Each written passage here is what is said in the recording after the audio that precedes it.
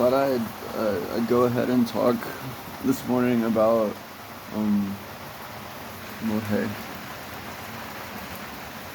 all right, this is where I slept last night. I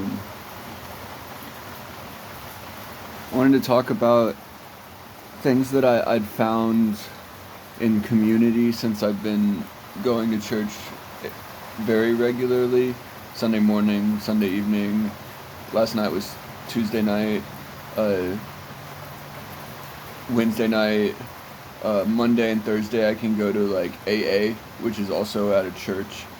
And actually God is mentioned in step 2 and step 3 of the 12-step process. Although whenever I was thinking, looking into a Sikh healing market, if you need to know, do we need authentic relating? Well, there's some people that are very easily angered, and so I thought I'd share whatever I could share, and so I wanted to share my understandings of, it says surrender to God of your as you understand, and so I was sharing my perspective. Somebody actually stormed out because of the response I got in talking about God at AA. They were like, because everybody, after one person freaked out, and then everybody just like went into this like funk of everybody was talking about tolerance, and then the word tolerance had the funniest ring to it. They're like, yeah, man, ever since I quit drinking, my tolerance has been horrible. A lot worse, yeah. Stuff like that. Actually, that guy, he was the 4th person to talk about tolerance, and he ended up giving me a ride at the end of the night. He was kind of a sweet guy. But, yeah, anyhow, I was just saying, what I discovered as how to, like, what's necessary to go to God, to make that deal, and kind of what's been helping me. I've been staying on the straight and narrow as far as sobriety is concerned. I have different points around town that I go to all the time, and I don't stray from my path, because I know as soon as I go, off into the woods or a miscellaneous field, and I start spending too much time there, then I'm getting abstracted. And who am I in my mind without my people? And so I stay close to home. Like, I stay close to my family, the places I want to return to, and that's Planet Fitness. That's the church, a lot of churches, and I'll just read a book by a tree if I'm at the church, or I'll volunteer, and I haven't been able to volunteer yet, but I've been able to do other things around the outskirts of churches, like roll up the hoses neat when they're tangled, and extension cords, same thing. And I dried out some tarps that I found in a puddle behind one of the churches. I laid them out in the sun while I read my book in their field. And then I flipped them over after a while, and then I folded them up neat and put them next to the wall. And pick up trash around the church. Yeah, so I've been able to pick up sticks, that were laying in the grass. It was like, somebody's going to have to mow, somebody's got to pick up these sticks, so I piled them all in a pile. Stuff like that I could help with, just by knowing. And see, any other places. Planet Fitness, the church.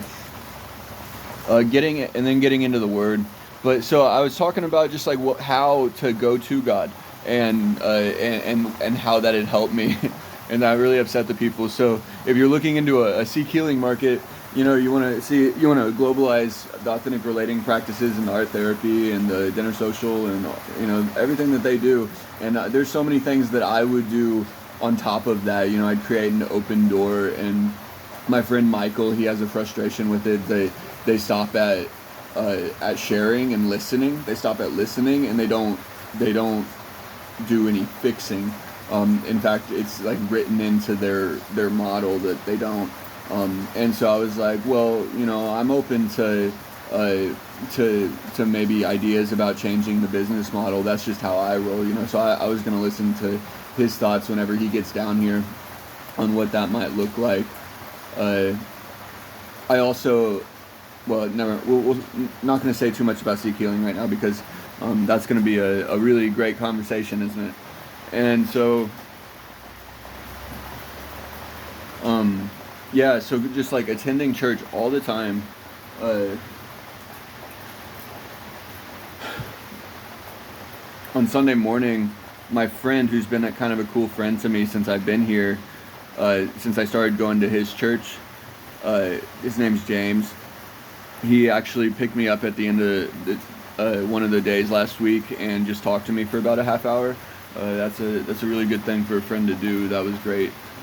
Um, and I think he kind of took an interest too. Like, who's this person? You know, he's a school teacher, so it kind of makes sense that he has that nature to him. But you know, I do believe that he read some of my blog, and um, he invited me on Sunday morning to the kids room. Like, you want to go to the kids small group? And I was like, what? Like, sit in the back of a class? And I had this image whenever I said that, and I said yeah, and I had this image in my mind of me like with my feet up on a desk in the back of a class, like a big high school classroom, twiddling a pencil, looking super cool, and and uh, yeah, so I go to the kids room, and some of the teens had like volunteered there, and I just sat on a bench, and I watched what was going down, and I contributed a little, you know, like whenever a question was asked about like what does holy mean, I listened to everybody's answers, and then I raised my hand. I said I have a thought, you know, I don't know what it means, but um, and so I watched some kids run around with puppets at one point where they kind of lost sight of what they were actually doing, and they just got lost in their imagination with these puppets. And there was a spirit that came from like the minds of these children, maybe their hearts too, maybe a smile. There was a spirit in getting lost in their imagination and running around with the puppets, completely losing track of what they were supposed to be doing. And I remember being a child and running around with a puppet and getting lost in my imagination. And that was a really sweet thing to reconnect with. Also, I went to a Bible study on Sunday night where everybody in the Bible study was like a grandparent or a great-grandparent of kids, like a great-grandparent of small children, you know. And all what I could tell, well, there were interesting things that were said, like the younger generation doesn't, they don't know what they're missing in the modern worship, and the praise that they're only doing all that, you know, sing a new song. That's Psalms 33:3. Like, sing a new song to him. They're listening to that stuff, but they're not listening to they're not singing the old hymnals, and this worship that we've had for many years. And so they're missing all the messages of the old hymns. And I thought that was beautiful, because I attend all of the different kinds of worships, and I agree. I love that stuff. I love those old hymns, and so that was cool. Also, there was just this darkness that I could see. Like, these people have been through war times, you know, like they've been here a long time. I've been here 27 years, and that's just a darkness. There's just this great unknown there, and that's all I could really see of it was that it was a darkness. But I felt good about reconnecting with that also. Mm-hmm.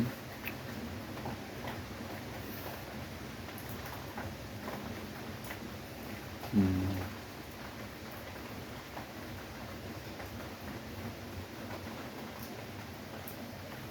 Mm-hmm.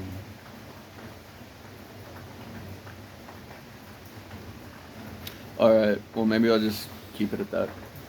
So that's some stuff that I was able to reconnect with through. And going through the grief share. One last thing. And going through the grief share last night, I